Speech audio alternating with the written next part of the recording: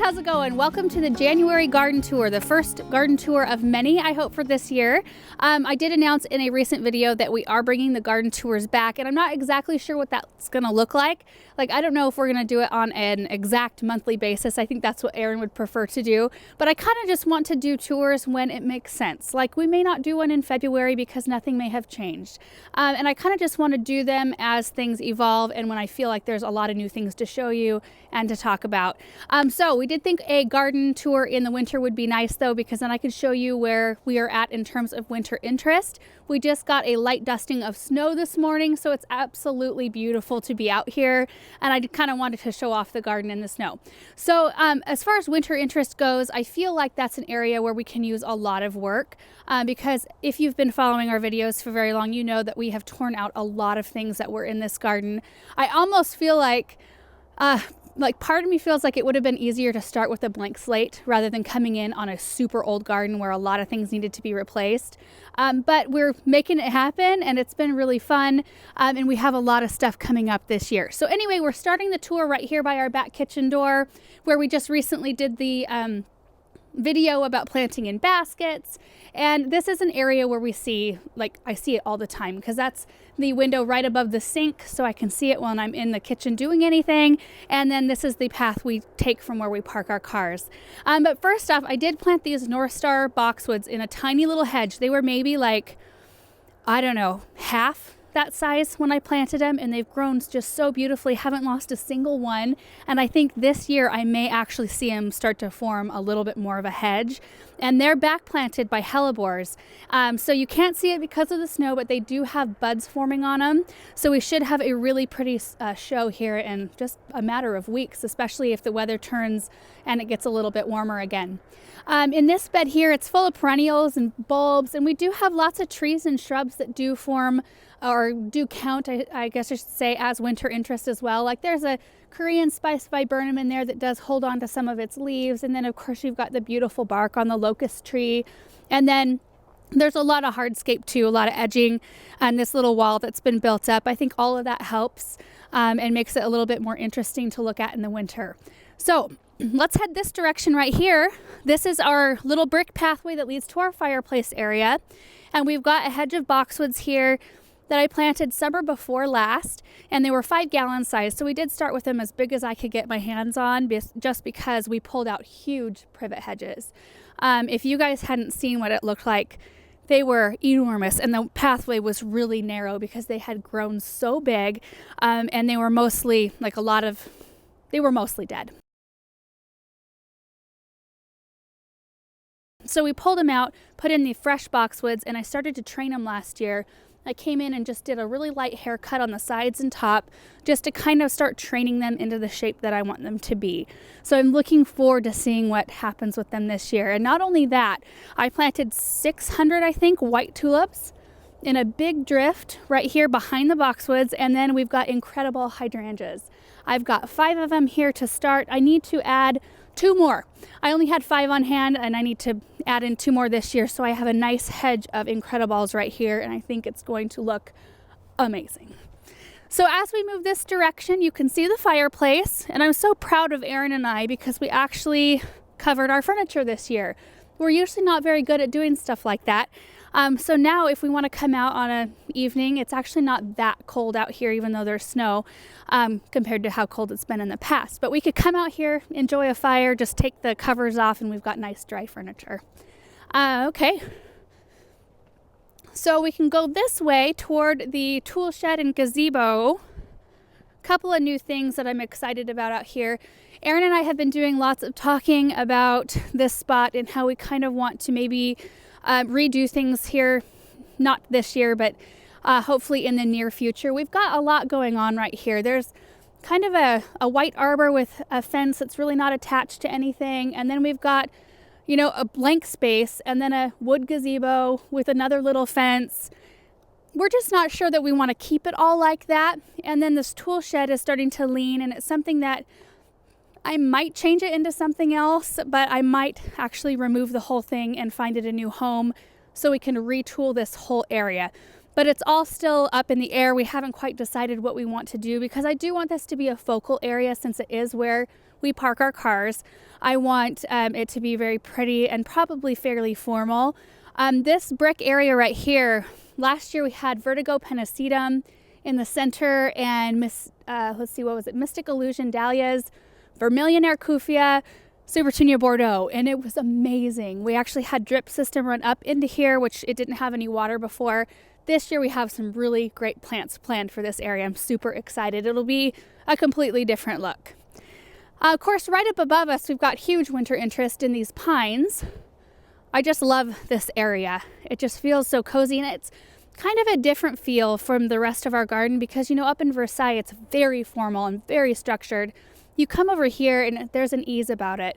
It feels a little bit more rustic, and just, I don't know, it's different to have something different. It's different to be different. I don't really know what I'm trying to say, but you guys probably get it. So as we come this way, well, of course, there's the gazebo on the right, which Aaron had Christmas lights on that. It was really pretty. Like, he had the whole peak and everything done, and Aaron's dad came and helped him. That was kind of like the finishing touch on the Christmas lights. It was really pretty. This area right here has changed, I think, quite a bit. I did plant some boxwoods here that I want to keep in very tight spheres. So there's 3 here, 3 there, 3 on this side, and there's only 2 on this side because there's a walkway that goes through here and connects with this kind of flower bed area. But this spot is going to change, like it has changed a lot, just because we had 2 trees removed. So there was a hawthorn right here that was full of blight, and actually half of it had reverted back to whatever its rootstock was. So it was a little bit of a mess. I did like it. I liked the structure of it, but it was turning into kind of a nightmare. And then we had a juniper that was full of blight as well. And when the tree guys were here, he was like, I think you should take that out. So I took his advice. We took it out. So now this whole area is going to be a lot sunnier than it was before. And I have a bunch of hostas planted in here. So I'm going to probably have to dig those up and move them somewhere else. But we'll just see. You know, I'm going to live with it for a little while in the springtime and kind of get a feel for what kind of light this area gets. And then we'll go from there. And that's just kind of how gardens are. They're ever evolving because, you know, plants have a lifespan. They don't live forever and ever and ever. And so you have to be okay with just like changing things up. If something happens, if you have a hard winter and something dies, just, you know, it's an opportunity to plant something new. So that's how I look at it anyway. I do know that these hibiscus, these are the summerific berry, awesome hibiscus right here we planted last year. They're going to be really happy now that those trees are gone. This one got full sun, but the other 2 got like increasingly less sun. So I think we're going to have a very happy hedge right here. And we've got quite a bit of winter interest right here just in the oak trees. I just put up a video recently where I cleaned out this flower bed right here. I'm sure glad I did that. There was such a carpet of leaves right here because these oak trees just kind of lose leaves all throughout the year, really. It's usually oaks like this. They'll hold on to their leaves, and then the spring growth, the new growth, pushes the old ones out. But these just seem to like hold on to them all year, and so they're just dropping leaves all the time. But it's nice to get them picked up in kind of increments, and that way I don't have a big oak mat on top of the grass especially. I guess let's move this way because, you know, there's a lot of statuary and fountains in this garden as well. Some of which were here when we bought the house and some that we have added, but they add a tremendous amount of winter interest. And I don't treat them how I should properly treat them. In fact, we did a video last year about how to properly winterize your fountain. I showed you how to drain your bowls and what to do and then how to cover it. And I just don't do that because I derive so much pleasure out of seeing all my things, all my statues and fountains throughout the winter, and they're such a part of the landscape that I don't want to miss out on that for 4 months out of the year.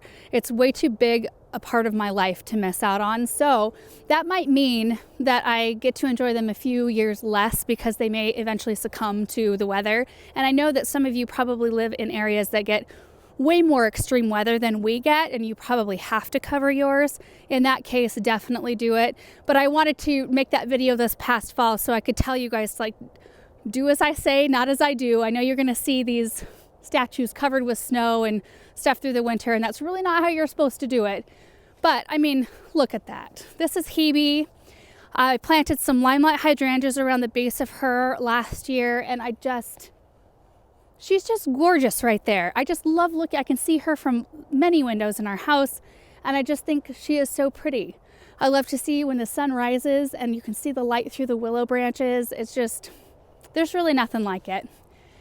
And then this way, I did plant a Fat Albert blue spruce, and that will get big. It will get about 15 feet wide. I do have other things around the base of it that I know I'm going to eventually have to move.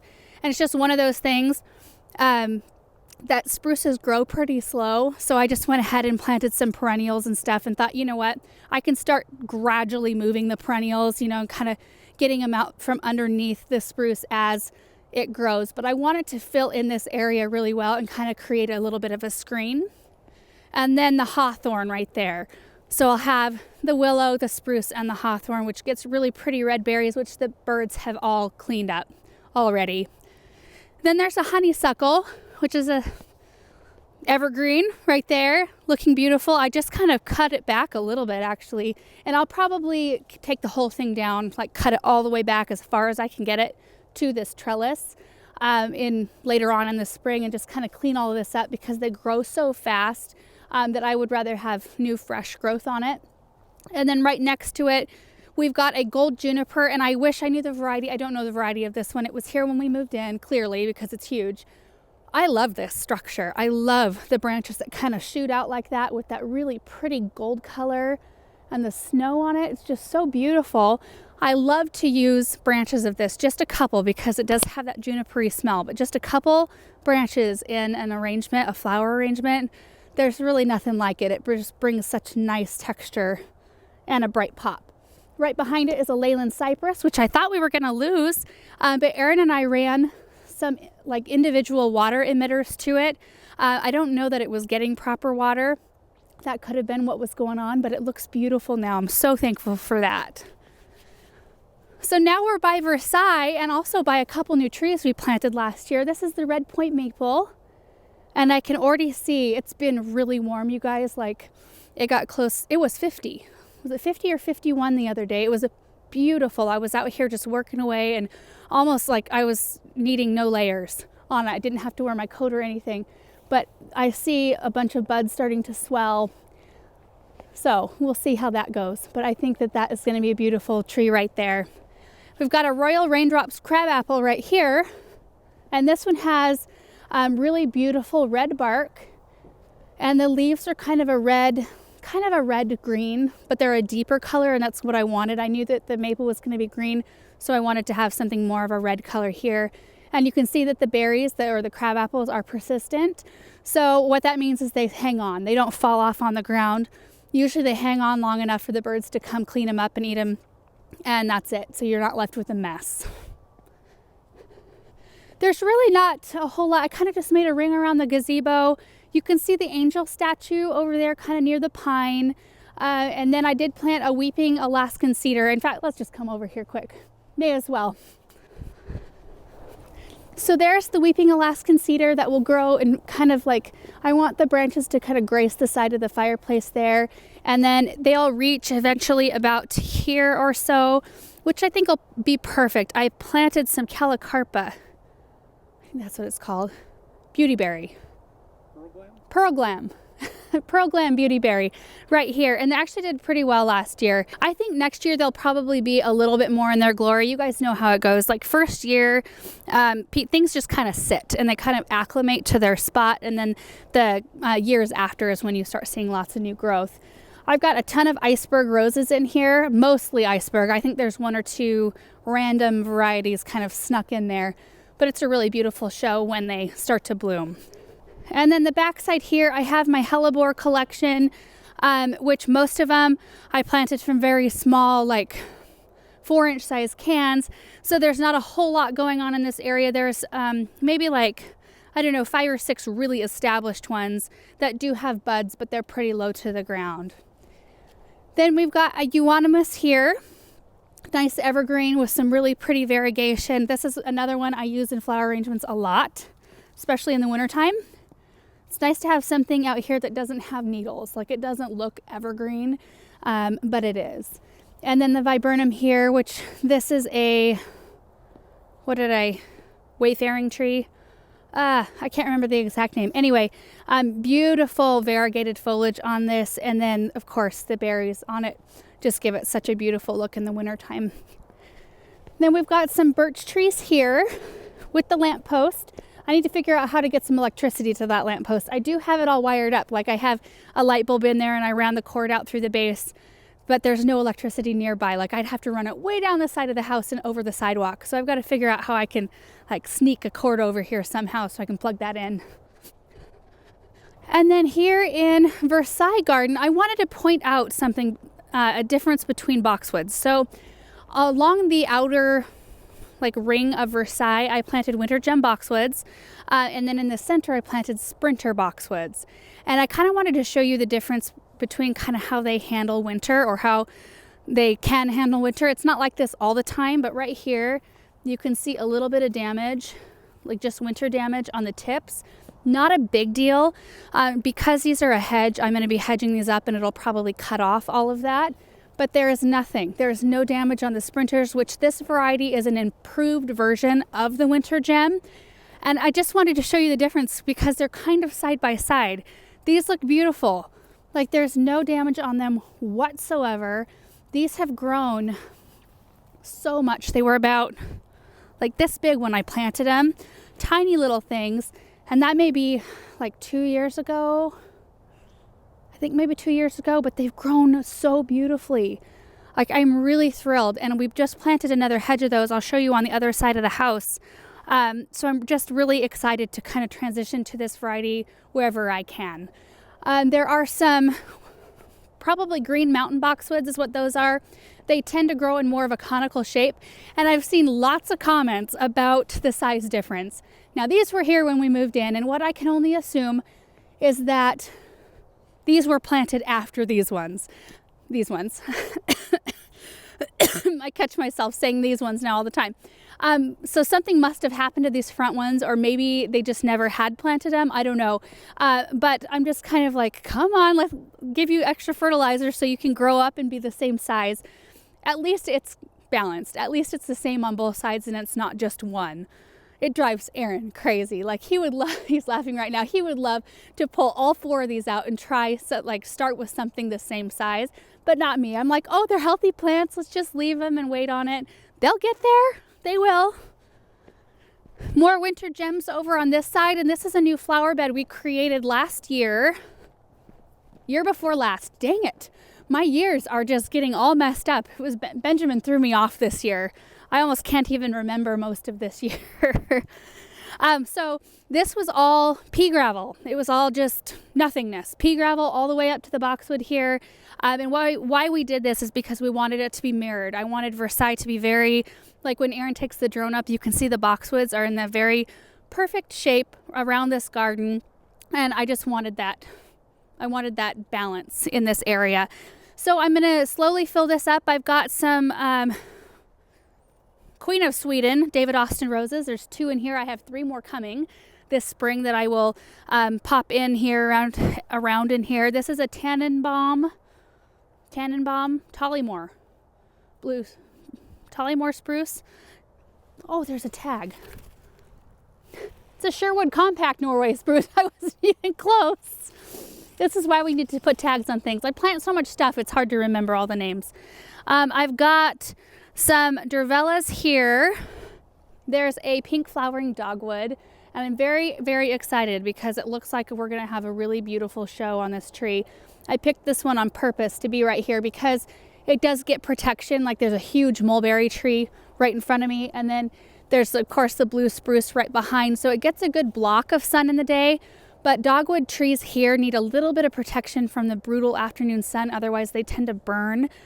So I think that this tree is going to like this spot. I put a Japanese maple here, Crimson Queen. Nope. Bloodgood. This is a Bloodgood. I don't even think I need to look at the tag on that one. And then we've got some oak leaf hydrangeas there. Were 3. This one actually shocked when I planted it and it didn't survive. But I've got another one in the greenhouse ready to put in the ground as soon as it warms up enough. So I'll have a nice little drift of hydrangeas behind the Japanese maple. And there are a few delphiniums in this area too, just kind of scattered around. So I think we should head this direction. I don't really want to walk through the grass. I don't like seeing footprints in the snow. Is that weird? Am I alone there? Like, I think it kind of mars the landscape a little bit. I like to look out and just see like pristine snow, and I'm kind of mucking the whole thing up today, but that's okay. I'm gonna leave this one untouched because there's not a lot going on. You can see the boxwoods lining the driveway. There's another juniper with a Kwanzaa cherry right next to it that we planted last year. And then we can see the rest from the other side. So I had some gold arborvitae up in the bleaker containers that were the tall cylinder containers right up by the front door. And I moved them out here, and they're not looking super great. I mean, I think this is their winter color, but we had some pretty hard windstorms this fall after I did that. And this whole tree was like this. I had to come out here and like kind of shake it off, and I don't know. I'll probably put those somewhere out in the landscape or find a new home for them and put something different in those pots this next year. I've had a chance to come out and I cleared this flower bed out already, so it's ready for spring, except for the roses. I didn't take the roses down as far as I normally do, because it's usually best to wait till it warms up just a little bit. So I took them down just to clean them up a bit, and then I'll probably take them down I usually go knee level when I cut my roses or trim my roses, and I'll thin it out as well. So this is another area that I really like to do some big changing. Erin is not sold on it yet because I've got to come up with a plan, but you guys remember this big chunk of a privet hedge. It's hiding a big AC unit back in there, but it's like, I don't know, is it like twice as wide as the AC unit? Like, it's unnecessarily big, and it cuts off our sidewalk right here, and it just looks kind of out of place. There is a little white fence around the AC unit already, so I thought, wouldn't it be awesome to pull this out and do some pretty stuff up here? I can do evergreen, something that's really, I don't know, I think I could make it look really awesome up here. So that might be something that happens this year, we'll see. And then the area actually right in front of me with the Hebe fountain, you can tell I like Hebe. I like the whole structure of this. This is a crabapple tree. I looked for the name last year. It's one of the most beautiful crabapples I've about ever seen because it's upright, but it still kind of has a weeping form. Like, the branches are, definitely growing up, but then the ends kind of come down. I'll try to find that name and we'll pop it up on the screen because I looked it up for a gal because we were trying to match it, but it gets huge white blooms on it, beautiful red berries that are completely, there's like a few, but the birds come and clean them up. It's just a gorgeous tree. I planted some Hakanakaloa, a big drift of them that came out of our window baskets on the house in here last fall, and I hope that they do well. It was kind of late in the season, and then water is a little bit sparse to this area because we had the water off for the grass, so they were just depending on me, so we'll see how well I did with that. And I was about ready to pull all of these cabbage up the other day. Kind of glad I didn't. They look pretty with snow on them. All the pansies are looking beautiful. I mean, look at this. They are such tough little flowers. They still just like have their bright little blooms. The snow will melt and they'll all perk back up. And I'm kind of hoping that I don't have to replant this for spring, that we can just enjoy these pansies. And then when we're ready for summer flowers, we can take them out. We have our limelight hydrangeas up here, and I left the blooms on most. I did cut a bunch of them off to use for decorating projects. I mean, you guys know, you saw a ton of holiday projects with huge big panicle hydrangeas, and that's where they came from, was right here. But I left these because they look very pretty with snow on them, and I didn't want to cut them back hard. Like, they were kind of biggish, but I didn't want to do my hard cut back until you start to see signs of growth in the spring. So we'll try to do a video on that when I get ready to do that, because I think it's one of those things that's nice to see. I'm such a visual person that when I need to learn something, I want to see somebody do it. So we'll try to remember to get that one filmed. All right, so the west side flower bed, there's not a whole lot going on in there. There's a weeping white spruce that's doing great. Yeah, there's just not a whole lot. So I want to come out this way because this is going to be our biggest project of the year. West side of the garden, where we pulled all the sod out. In fact, I posted a series of stories kind of sharing my struggle with you guys. I can't decide if I want to do a straight pathway or a curved pathway through this area. My gut says to go straight because I'm such a formal garden lover, but I can see the merits of doing a slightly curved. It would not be windy. It would just be like almost straight. Like it would be slightly curved because I've got like the driveway right here. I'm standing on the driveway. We're going to have this lined with brick, so it'll be a very clean edge and a very, like I wanted it to be distinct where the garden starts. We are going to be doing boxwood hedging around these maple trees, which there's 5 red point maples. Then of course we've got our line of arborvitaes, which I did decide I'm going to plant more arborvitaes right up to the birch tree. And the reason why I stopped planting here is because I am going to start heavily planting this corner up with evergreens and other stuff, so you will not see this fence at all. And I was going to start with like a blue spruce right in here so that it looked like the arborvitae hedge just kind of disappeared behind everything else going on back here. And that's still kind of the plan, but I want to take them down a little bit further because I think the path is going to end up being a little too close right here. So I think I'll have more space to play with right about here to start with some big evergreens. So we'll see how it goes. There's the pallets full of brick right over there. This is brick I can't remember what it's called, but we got it at Home Depot. I just like the classic brick look. I think it goes with our house really well. Okay, my hands at this point are cold. They weren't when we started. They're just kind of like a red and brown kind of mix. I don't know how well you can see. Oh, right there. I think it's nice. It's kind of on the neutral side. It's not like super bright red. Some bricks can look really, really bright. But the path will start about here, and then it'll curve this way. And then I was thinking, like, I don't know. We'll probably end up doing slightly curved. That's kind of what the direction Erin's leaning. And I'm so undecided that that's probably just what we'll end up doing. So let's head down toward the vegetable garden because it does look really pretty right now. Real quick on our way, there are the sprinter boxwoods I planted this last fall with the hedge, which you can't see them very well right now. But there's a hedge of limetta hydrangeas right behind. So just like imagine a really tight boxwood hedge back planted with kind of a limey green, kind of creamy white hydrangeas right behind it, all the way down this section of the driveway. I think it's going to be so pretty. And now that we're down closer here, so the path that starts down there will actually come out to the driveway again, so there'll be 2 access points. So it'll come here and curve in, and then it'll also go to the garden. So it'll be a little bit of a fork right here, and this will be all planted up.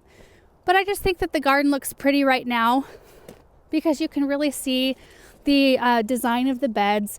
I left the boxwoods out, which is risky because boxwoods are zone 5, these are, and in terracotta pots, which is kind of like double no-no to do, but they've done okay because our winter has been so mild. Anyway, one more area I wanted to go to today.